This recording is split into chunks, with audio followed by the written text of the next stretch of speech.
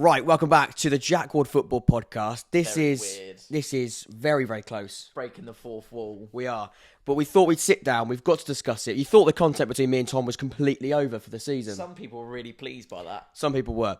Unfortunately for those who were really happy that the final video with the two of us was the awards. It went down really well. Really enjoyed the awards. I enjoyed the awards as well, actually. But it does bring us to now the final, we can say the final video with the two of us together. Definitely won't come back, we promise. This is it now. We are here to discuss, of course, Sheffield Wednesday against Barnsley, the playoff final. And Tom, what a day. We were lucky enough to go to the game. And we should say lucky enough because it was a fantastic atmosphere with two brilliant sets of fans. And I've written down here some key pointers and some key notes. And the first thing I've written down on my notes are the fans because they were simply brilliant. We were in the Barnsley end, but we saw the Sheffield Wednesday end. It was opposite to us, and to the left of us. And we watched that unfold. And to be honest with you, Tom, that was the one thing I take away from it. It was how good the League One supporters were at Wembley Stadium today. And you put it on your Twitter, didn't you? Remember, this is the third tier of English football, and I think you're absolutely spot on. Where else on the planet do you get support levels like that from two teams that, let's not forget, have travelled, 4, maybe even 5 hours to be at Wembley today? So, and even longer going back because it took us a little while and we're not particularly far. You're not particularly far. So it was, a fabulous day. For obviously, I was about to say 50% of the supporters, but it wasn't 50%. It was just over 50% of the supporters there. I was amazed by the support from both sets of fans. I think there were moments where Barnsley were incredibly loud and really making themselves known and loud and proud. And obviously there was some brilliant Sheffield Wednesday highlights in terms of atmosphere as well. And obviously the goal and the subsequent events epitomised that massively. But yeah, I was very impressed by the fans. To be honest with you, I wasn't surprised because I knew that it would be amazing. And I think you knew that as well. But yeah, massive props to every single fan that was there today because you did yourselves proud. You did League One proud. And what a great advert for League One as well. I think it was really showing that game how incredible this League One season was. Yes. We said you're editing the video right now. That's why he's looking down. He's not ignoring me, I don't think. He's editing his video that's going to come up on... just flicking through. He's going to edit his video now. And I remember we spoke about it. I think it was the last clip that we shot. And it was... This is how... This game almost completely summed up how the League One season was. Dramatic, and it was games in moments. And that's what I take away from it. It was full of moments. And I think we should say it right now. Sheffield Wednesday got promoted. They won the last kick of the game. Windass. Take it away from them. Did we say congratulations? I think we probably should. We definitely should again. In the comments if we yes, have, I mean congratulations. And we said as well. You look at the league system. They were the third best team by a long way in the end. An amazing points tally to miss out, of course. And I'll stay consistent with what I said. You know, Wednesday. They did a really key moment. They fell away, and because of how good Ipswich were and Plymouth were, they caught up. And in the end, it was a playoff campaign that they had to go through.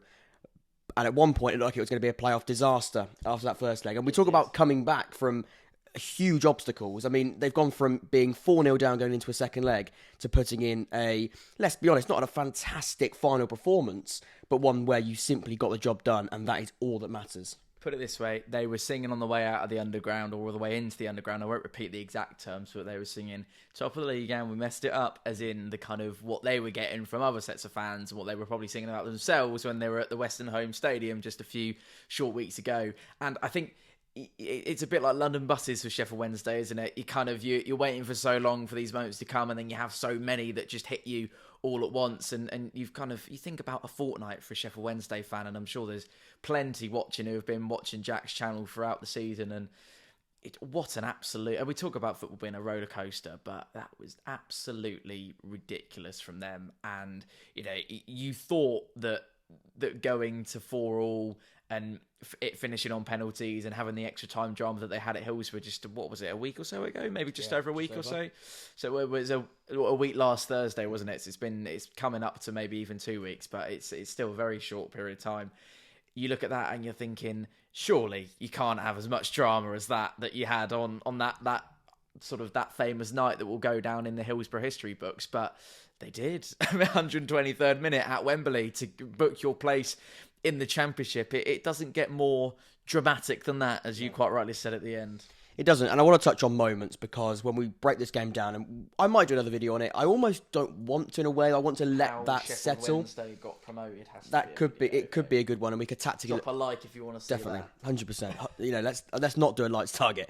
But what I would say is, if we were going to break it down straight away, and we've had a little bit of time to the car journey home, talk about it. We've done lots of video bits and pieces for other people, and we've done your end of reflection on your vlog. Yep. And I think that's given us a really good chance to look at it from a bit more of a wider perspective. But we've sort of had a few, maybe an hour or so, 2 hours to sort of look at it from that. Dust has settled, 100%. That's the best way of putting it.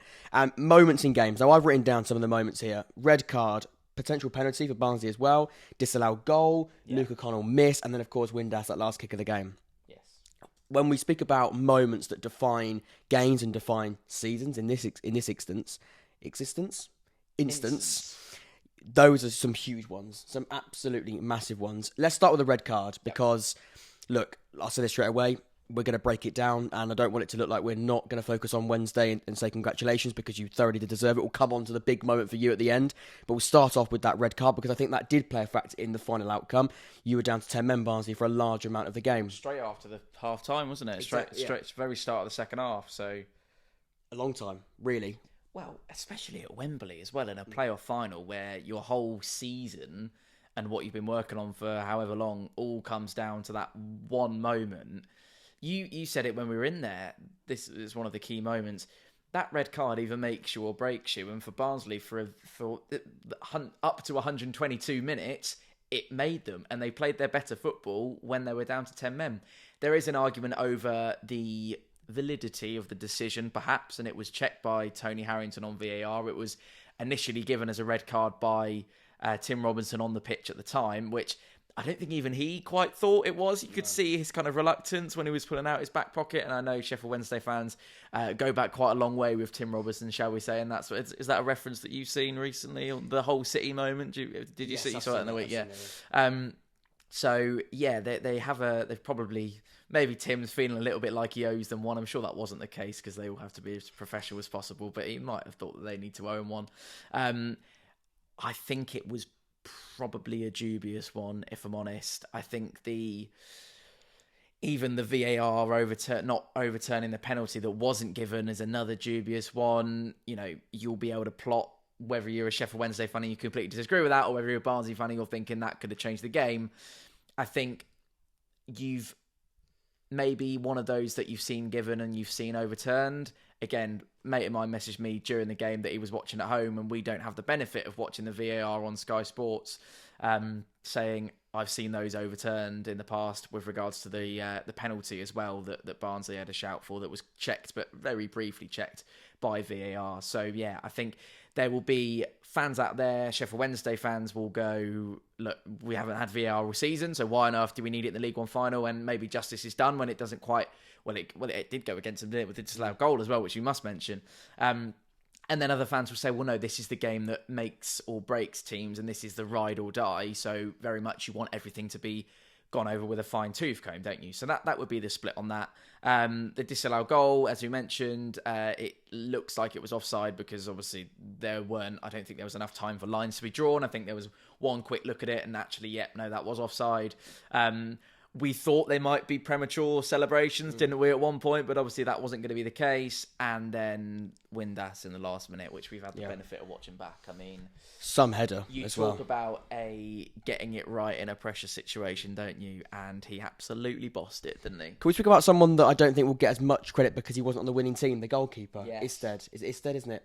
Or Isted? I was probably saying it wrong and you just said it right. Yeah, so. The goalkeeper that had a fantastic game, I thought was absolutely exceptional. He made some amazing saves in the second half. I think we should also say the first half wasn't brilliant. I think if we look at the actual game from a neutral perspective, which of course is not the case for a lot of people probably watching this and a lot of people that watch the game today, but when we were watching it, it was quite a classic, edgy playoff game. Let's not make a mistake. We don't want to be the first player Very much the first, to not make that mistake because...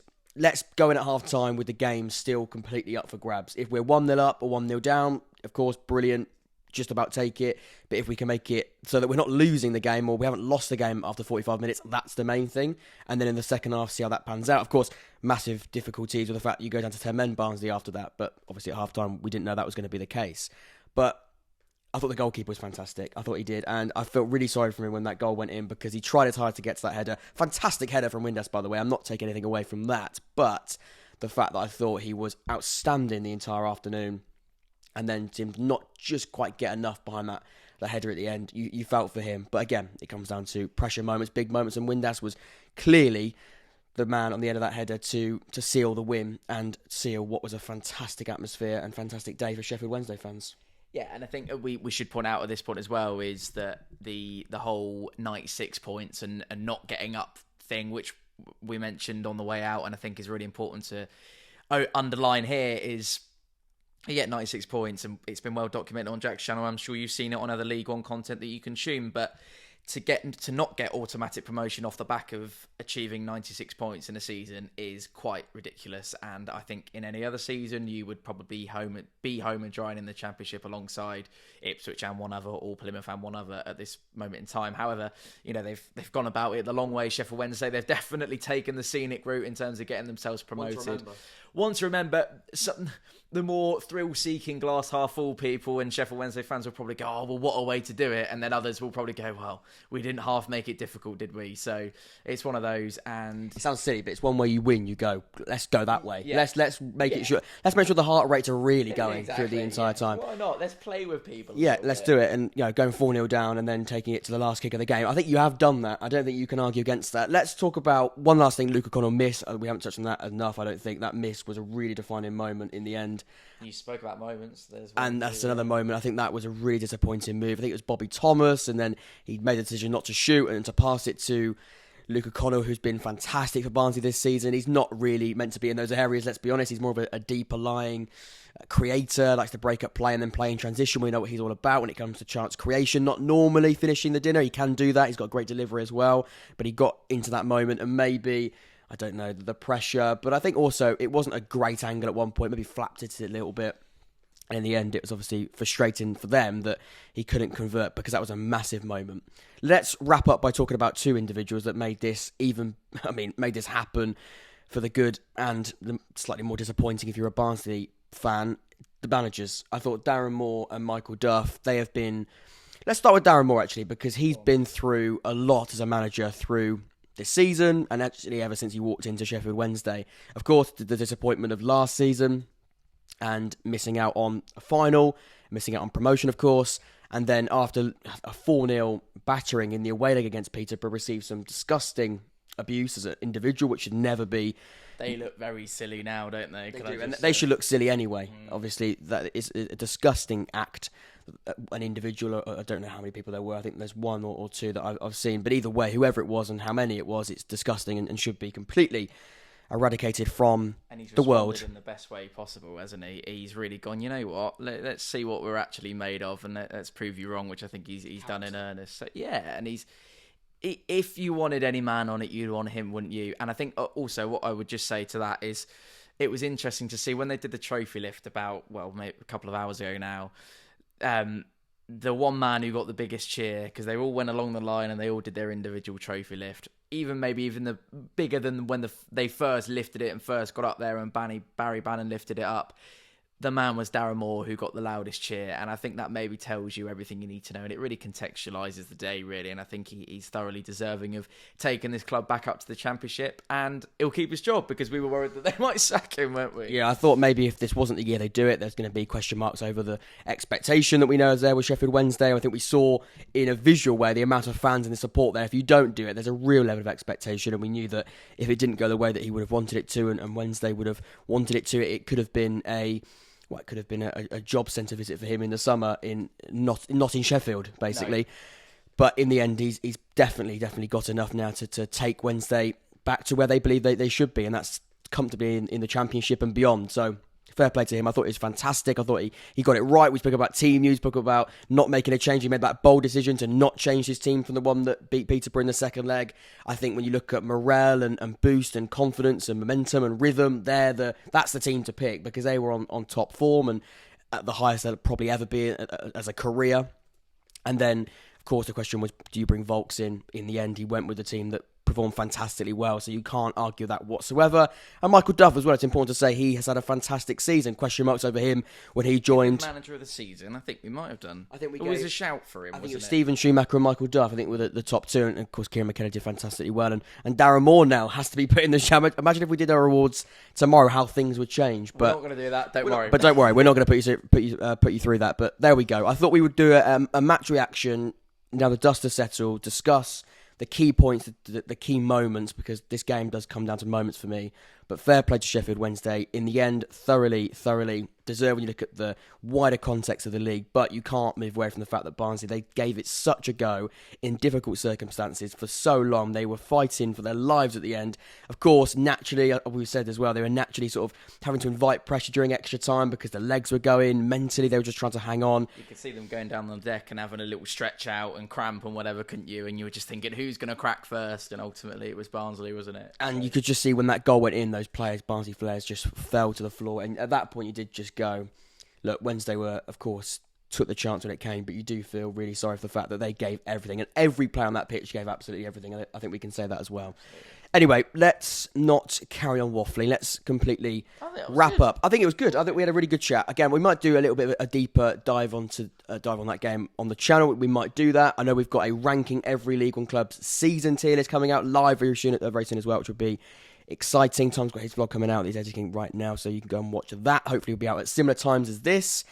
But until next time, Wednesday, good luck in the Championship. We should say that as well. Enjoy it as well. Do a Sunderland. It's going to be a competitive Championship for sure. Some fantastic clubs in that league. League One now could be slightly more open going into the next one. We'll discuss that further closer to the season. Barnsley, of course, will be staying in League One, so he'll be part of that interesting mix of clubs to compete in the division once again. Until next time, I've been Jack.